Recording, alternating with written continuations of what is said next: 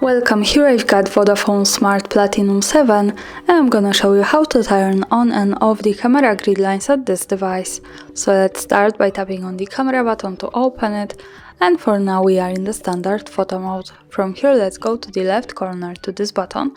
When we tap on it, we can open the advanced camera settings, and here we have the grid option, so by using this button we can turn on camera grid lines, another tap to turn them off. Now let me keep this turned on, let's go back to the camera preview to see them. And we have now these lines. This is useful, for example, when we want to use the rule of thirds in photography or making experiments with composition.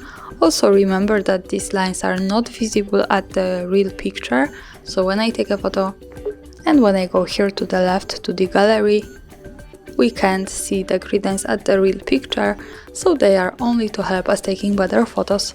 And of course, when we don't need them, we can tap here in the left corner once again and use this button to turn them off, and now in the camera preview the grid lines have gone. And that's all, thanks for watching, subscribe our channel and leave the thumbs up.